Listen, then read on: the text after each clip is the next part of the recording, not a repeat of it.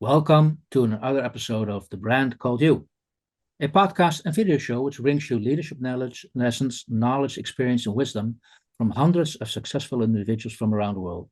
If you're new to the channel, please subscribe so you won't miss a new episode. I'm your host, Frits Bussemaker, and today I'm delighted and privileged to welcome back a conversation with Rajinder Jhol. Rajinder, welcome to the program. Hi, Frits. Thanks. Great to be back. Yeah. Hey, Rai, I'm going to briefly introduce you to the audience. For those who didn't see our first interview, you're born in Singapore, but now reside in Switzerland. And as a digital native, have worked in various technology startups and has been supporting nations in transition to genuine democracy since 2009. Beside that, you also are an author of a number of books. And the reason we invited you back is actually your latest book, a book called Shine. And the book is a philosophical dialogue novel which encapsulates the spirit of adventure, discovery, and spiritual mystery. So I'm very curious, given your background, why did you write this book? And what is the book about? Yeah. Well, thanks, Fritz. Well, the book is basically a dialogue novel between humanity, between a man and the fallen angel. And the reason why I have this discussion is because it allowed me, from as a writer to explore difficult topics like on ethics, morality, information, misinformation, disinformation, and while using a religious allegory, of good and bad, about the nature of evil, the power of temptation, the value of personal integrity, and basically also to do a social commentary on the state of the world. Greed, corruption, pursuit of power imbalances, that led to a lot of people thinking about all kinds of conspiracy theories. Who is actually running the world, what is the power structure, and why are we, unable to cooperate, come together? Why is there so much infighting, and conflict, confusion, war, mistrust? So I wanted to put a spotlight on those elements, rather than saying, okay, this is the way we're going to get things done. This is the proper policy way. I wanted to look at, what is happening before the policy work. Like what is taking us, what's slowing us down as a species, what is inhibiting us from discovering new solutions to the problems that we face. So I wanted to explore that. Okay. Yeah, and it's a difficult topic to explore. So I used the archetype of the fallen angel as the serpent at the tree of knowledge of good and evil, who tempted Eve and Adam with knowledge of good and bad. It's a very classic way to write a book, to tell a story, to use an allegory. Absolutely.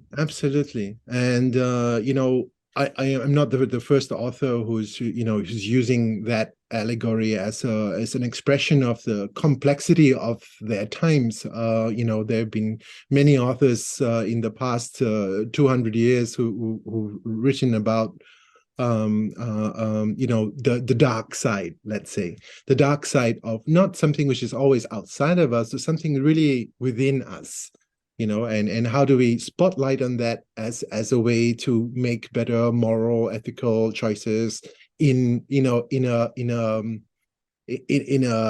VUCA world. Okay. Yeah. Okay. And for those audience who do not understand what VUCA means, what does that acronym mean? Well, I think it was vulnerable, U for I can't really remember. Yeah. Then C was for change and A for accelerated. Uncertainty. Yeah, that's it. Yeah. So in times of great uncertainty with accelerated change, that's considered the VUCA world. Yeah. Yeah. Yeah, it's getting it. It's becoming its own definition. No, you're right there. Now, is there any trigger where you say, okay, this is what I've observed, or this is a thought I had. So no, I have to write this book. Yeah, I mean, I knew I had to write this book just to understand why systems are dysfunctional.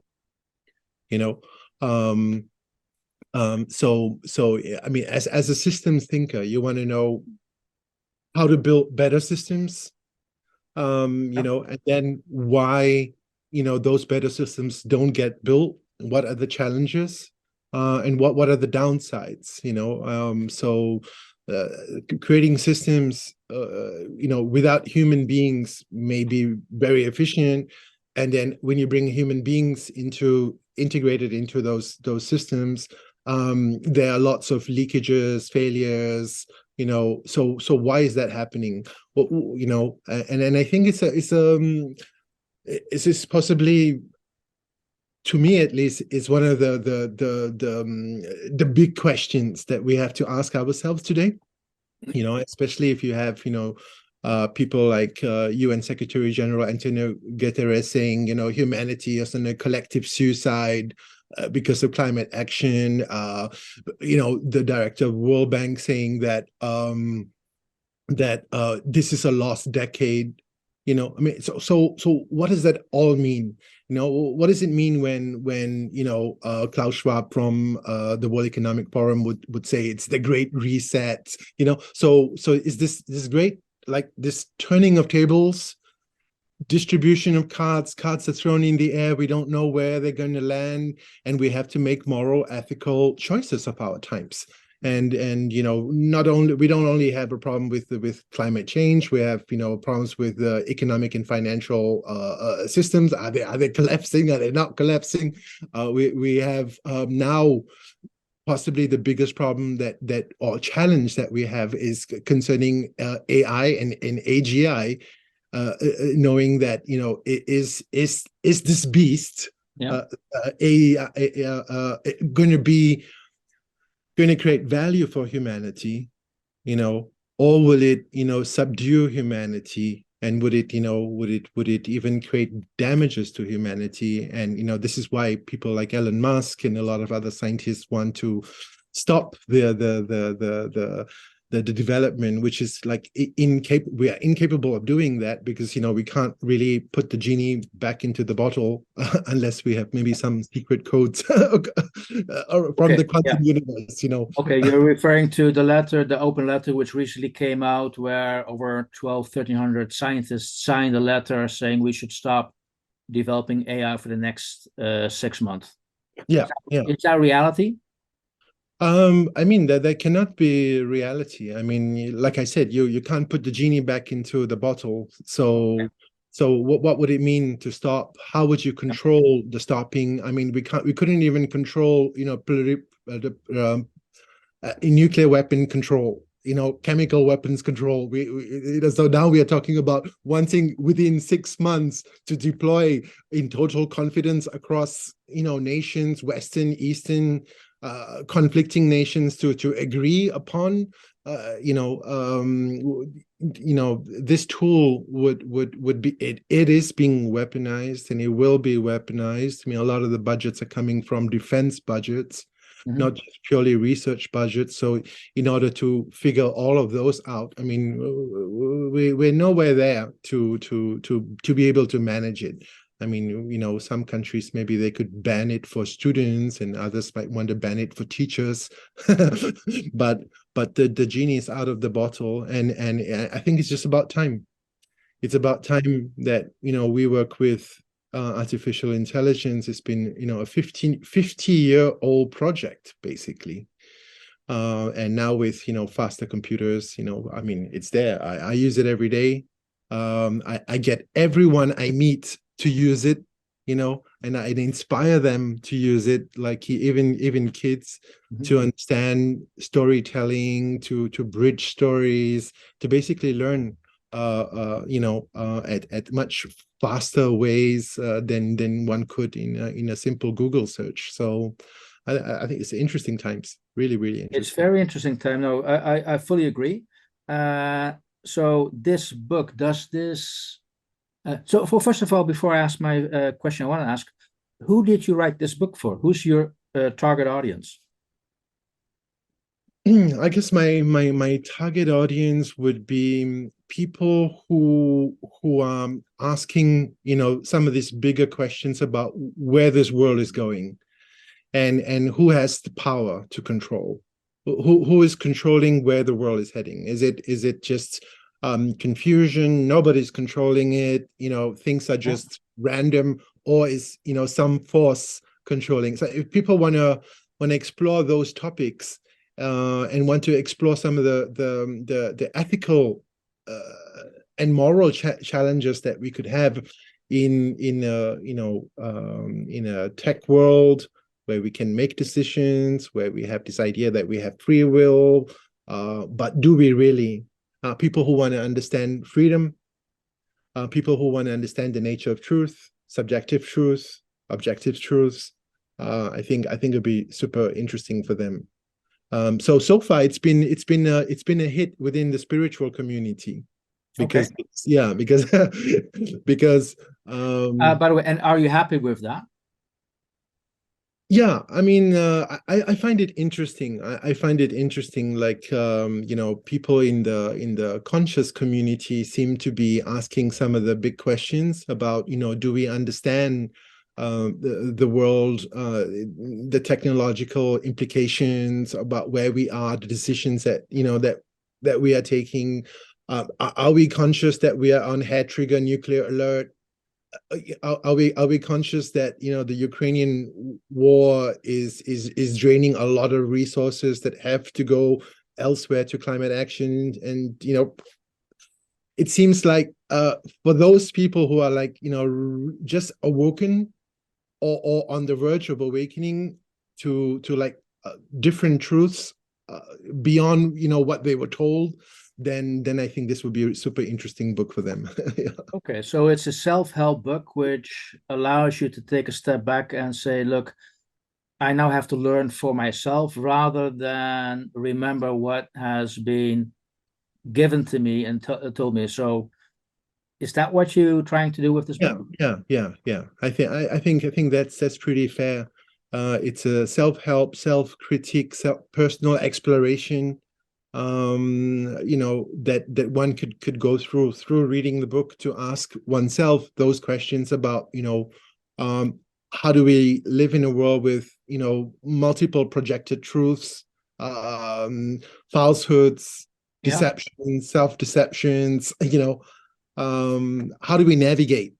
So I think it's like a we live in times of like a thunder, and that thunder is going to create a lot of confusion, extended confusion. So most of the people would just be spinning in that confusion from multiple sources of truths or information or disinformation.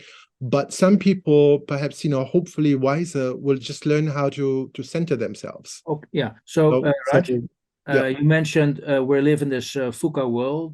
By the way, it's volatility, uncertainty, complexity, and ambiguity. Difficult world out there. I do realize and acknowledge we live, that's the current world.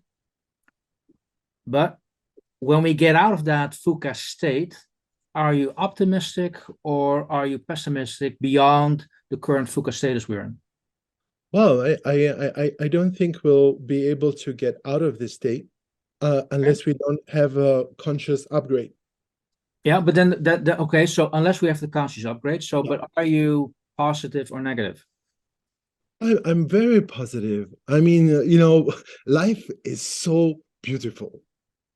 If we can take a step back and appreciate life as it is, it's the greatest gift.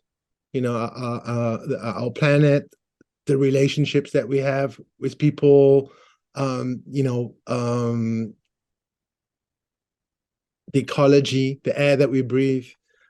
Okay. So yes, but Good. at the same time, you also know that this whole climate crisis has been ongoing for about 50 years now.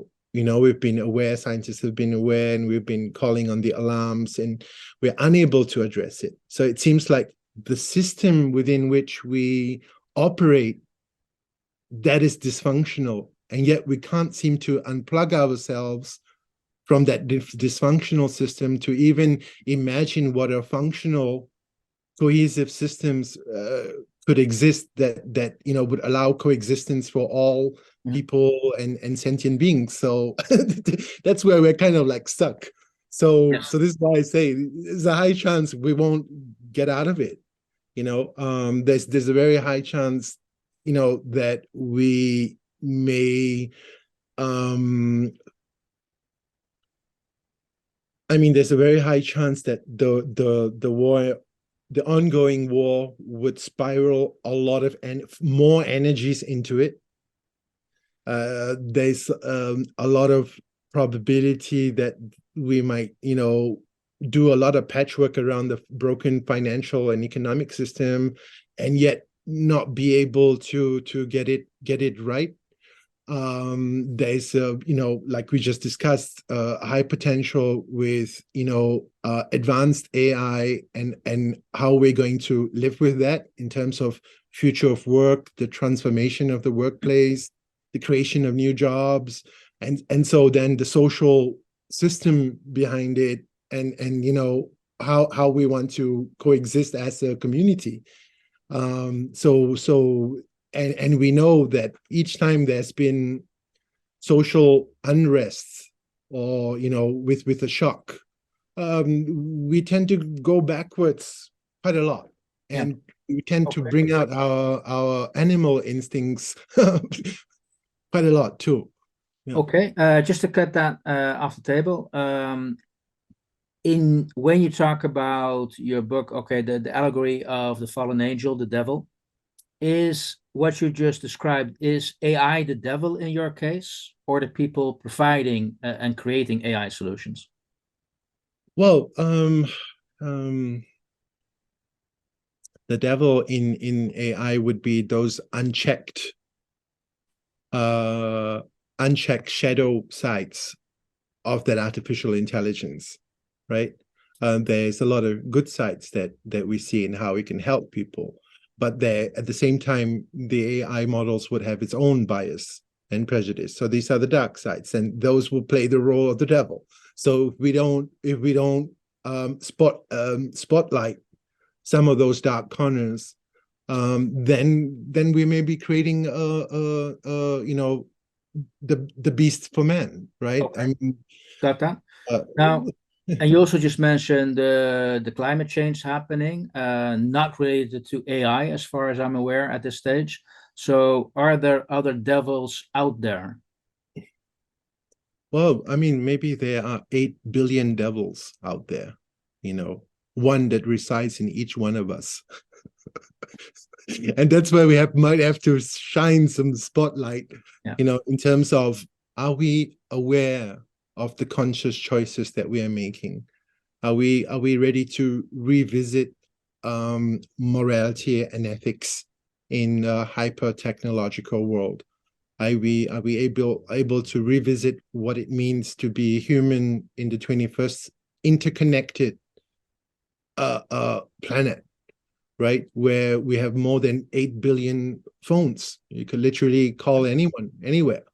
So, but yet we have so much separation and segregation and divides. Are we ready to build something much more cohesive? So I guess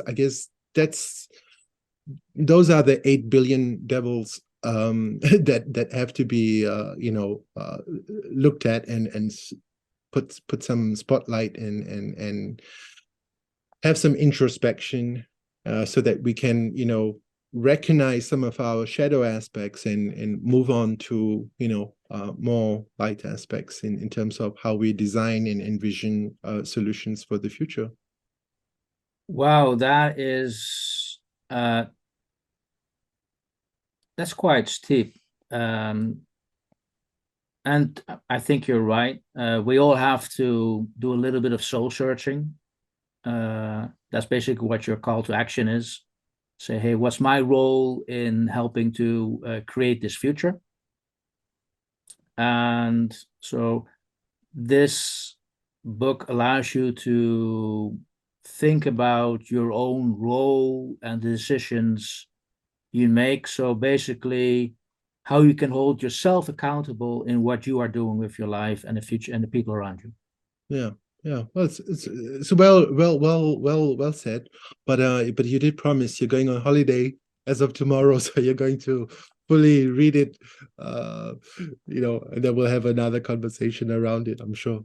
We will, yeah. So for now, Raj, I really want to thank you for taking me and the audience along. Why do you write this book? To have something to think about. And hopefully, people will pick it up and people will be asking themselves in a self-reflection, hey, how am I going to be accountable to help create the future in a world I want to live in? So to really hope that we can move beyond this VUCA world you mentioned we are in at the moment. So thank you for making an effort to put your thoughts on paper in a book, share it with the world. And let's see if we can touch more people to have a look at it. Yeah, thank you very much. Thank you. Thank you for listening to the Brand Called You videocast and podcast, a platform that brings you knowledge, experience, and wisdom of hundreds of successful individuals from around the world. Do visit our website www.tbcy.in to watch and listen to the stories of many more individuals. You can also follow us on YouTube, Facebook, Instagram, and Twitter. Just search for the Brand Called You.